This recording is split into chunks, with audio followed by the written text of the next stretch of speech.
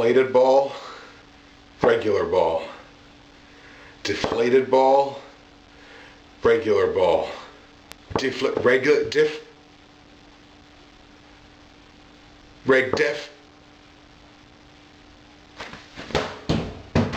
Alright, my last chance. 1-800-NFL tips.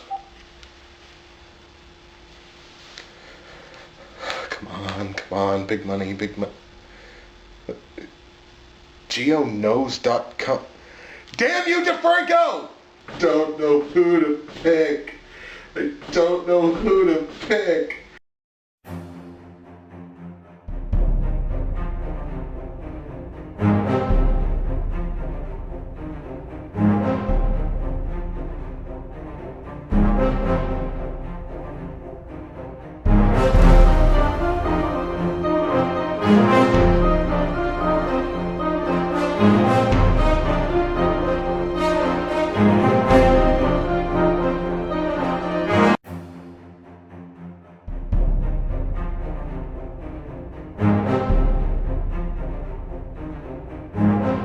Guess we're just going to have to go for it. What's happening, everybody? Justin, Bridgewater's Finest on YouTube, Blockbuster_guy on Twitter, and welcome to the Super Bowl prediction video for Super Bowl 49. We are right back where it all started this season, right with the intro to every single video, as well as where I did my Super Bowl prediction video last year, and worked out well for my picks. Happened to work out well for the Seahawks as well, so figured, why not do it again? Now, of course, in Super Bowl 49, the reigning, defending Super Bowl champions, Seattle Seahawks, winning the NFC Championship, beating the Green Bay Packers 28-22. They are returning to the Super Bowl to defend their crown against the AFC representatives this year, the New England Patriots, who dominated the Indianapolis Colts in the AFC Championship game. So before we get to talking about the game itself, I thought it would be prudent to kind of talk about how I've been doing over these playoffs. Quite successful in one sense, something to be desired in another sense. In these playoffs, I've been doing tremendously well picking these games straight up. Between the AFC and the NFC, in the 10 playoff games we've had so far, I am 9-1. When you get into the against the spread and over-under picks, definitely leave a little something to be desired, certainly on the NFC side of things. In the NFC, I have not called one correct against the spread or over-under pick so far in these playoffs. I am 0-5 in each case. Now you turn around with that in the AFC, I'm 4-1 in each case. So right now I'm a combined 17-13 in these playoffs, straight up against the spread and over-under. I'll certainly take it. It guarantees me a winning playoff, but we certainly want to be doing a little better. Let's see if we can't make that 17 into a 20. So, of course, the matchup, as I mentioned, the New England Patriots, the AFC champions, 14-4 on the season, are facing off with the NFC champion for a second year in a row, the Seattle Seahawks, also at 14-4. The Seahawks are considered the home team here, and as it sits right now, are either 2-point favorites or 2-point dogs, depending on what your source is. The source that I use is covers.com, and the most accurate number that I could come up with was plus 1.5 points. So Seattle, as the home team, are 1.5 point dogs, with the total being 47.5. These two teams did not play each other this season. You have to go all the way back to October of 2012 to find the last head-to-head matchup between the two. In that game, Seattle came from behind to get a 1-point win in Seattle, 24-23. Let's go back and talk about that 2012 game for a second while we're on the subject. Of course, in that game, that was the first meeting between Richard Sherman and Tom Brady, which has been dubbed by some people the You Mad Bro Bowl after their little altercation there at the end of the game. In that game, Tom Brady goes 36 of 58, 395 yards, 2 touchdowns, but did throw 2 interceptions. Meanwhile, Russell Wilson had a clean game, 3 touchdowns, no picks, throwing for 293 on 16 of 27 passing. Not much of a ground game to speak of in that game. No single rusher topped 50 total yards rushing. Marshawn Lynch came the closest at 41. Could we see a similar game this year? Let's pause for a second to talk about Deflategate. Now, I included the whole deflation gag in my little intro there, so I hope you enjoyed that for one, but after this Super Bowl is over, I never want to hear the word deflate ever again. Here it is, folks, the definitive word on Deflategate. It didn't matter to the game. As the home team, the Patriots do have to take the heat for this. Are they going to get fined? Probably. But it's not our place to say, yes, you should be fined, or yes, you should lose draft picks, or for some people, you should be kicked out of the Super Bowl entirely. That is absolute ridiculousness. And I'm not saying that just because I'm wearing a Patriots hat. I'm not necessarily a Patriots fan. Yes, the balls were deflated. They were taken out after halftime. At that point, the Patriots went on a scoring tear. So really, even if they did do this, it was for stupid reasons because it hurt everybody. It hurt them.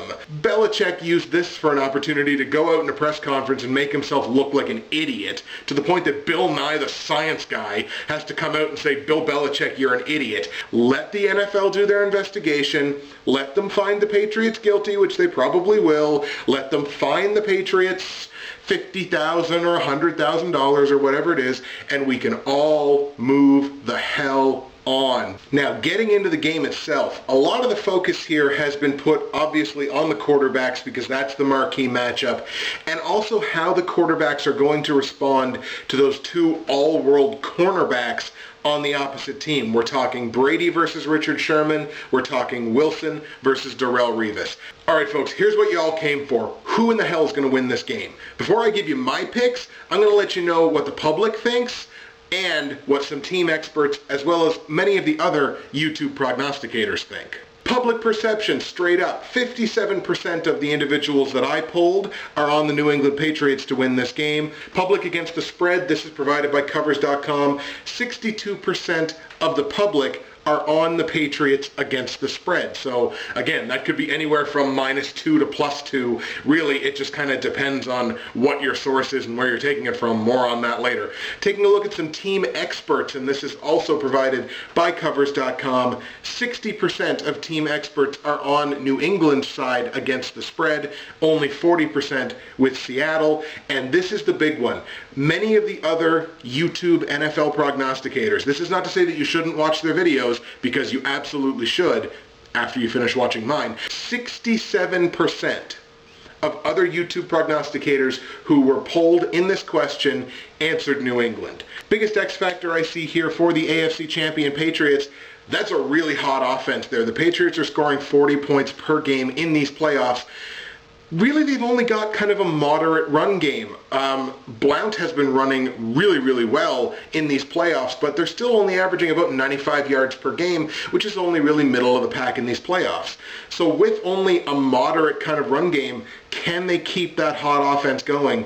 Can they put up 40 points maybe against the Seahawks if they can only get 95 yards on the ground? And the biggest X factor that I see here for the Seahawks defending champions, can they rely, or will they have to rely, on the same kind of smothering defensive performance that won them the Super Bowl last year? Little history lesson. 4 forced fumbles, 2 interceptions against Peyton Manning and the Broncos last year in the Super Bowl.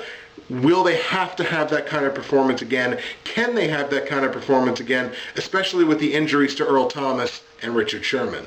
Okay, folks, let's do it. Here's the picks. Going to start with the over-under, as we've been doing all playoffs. As I mentioned, the number there is 47.5. I'm going to tell you to go over on this one. The Pats, as I mentioned, have the #1 offense in the playoffs so far. Seattle actually has the number 3, so you're talking about 2 top 3 offenses in these playoffs going head-to-head with each other.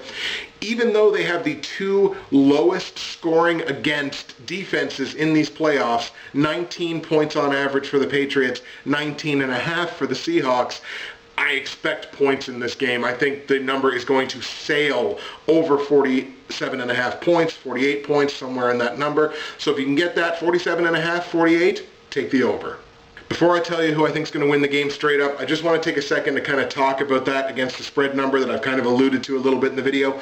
If you can at all avoid it, do not bet against the spread in this game. Why? Vegas is trying to screw you. It depends on where you take your sources from, but I've looked at multiple sources, including the Vegas boards themselves, and this number is all over the place. It's Seahawks -2, it's Patriots -2, it's Patriots +1.5, it's 0, like it's even in a lot of places. Don't bet against the spread in this game. In all likelihood, you're probably going to get better odds picking the game straight up anyway. So if you think it's going to be a close game, pick a tie if you have to, like within 2-3 points. But don't bet the spread. Betting the spread is a sucker bet. Straight up in this game, I'm going to be the only prognosticator on YouTube to wear a Patriots hat and not pick the Patriots to win the game. Ladies and gentlemen, I am on the Seattle Seahawks to repeat as Super Bowl champions in Super Bowl 49. I'm a victim of picking the better story before. I think that's with my training as a pro wrestling fan lifelong. It's like, oh, that's the better story. That's what they should do. And I understand that it's professional sports and it's not scripted. Really, it's two great stories here. So there really is no such thing as the better story. If the Seahawks win, they repeat as Super Bowl champions. First time in a decade since the Patriots did it in 2003 and again in 2004. If the Patriots win, it's Belichick and Brady's 4th ring together. Brady could well retire if he wins another ring because he never knows if he's going to get back here. The last 3 straight betting underdogs have won the Super Bowl.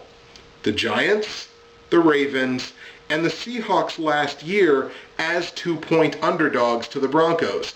I like the Seahawks to do it again, man. I know Sherman is injured. I know Earl Thomas is injured. I know they're going to be limited, but those are the players that, even if I know they're limited, and even if I am Tom Brady, I still don't want to test Richard Sherman. Maybe I'm just a sucker for the defensive team. I do believe that defense wins championships.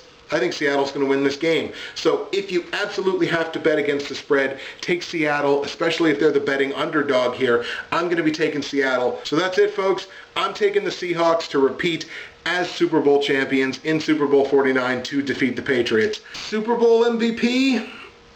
Hard call to make. My gut instinct is Marshawn Lynch. I think Marshawn Lynch has just been playing like a player possessed all playoffs, refusing to let his team lose. So my pick for Super Bowl MVP is Marshawn Lynch. Ladies and gentlemen, that is going to do it for another season here at Bridgewater's Finest, Justin's 2014-2015 NFL Picks Show. People, thank you so much for the continued support this year. It's been great. I've loved interacting with you guys all season through the Comment of the Week, which, by the way, will be back next year, as well as the Private Pick'em League, which, by the way, will also be back next year. And thank you very much for everybody who took the time to watch my videos this year, to watch other prognosticators' videos this year. We all love doing what we do, and we love doing it for you, so that's what keeps us going. Big shout out to GeoKnows of geoknows.com and youtube.com/GeoKnows for putting on the GeoKnows Awards for a 4th consecutive year. Didn't bring home any hardware this year, unfortunately, but that's all right. Congratulations to all the winners there. That's it for me, Justin, Bridgewater's Finest on YouTube, Blockbuster_guy on Twitter. Ladies and gentlemen, Lord willing, we'll see you next year. Oh, and by the way, in 25 coin flips, Seahawks won 15-10.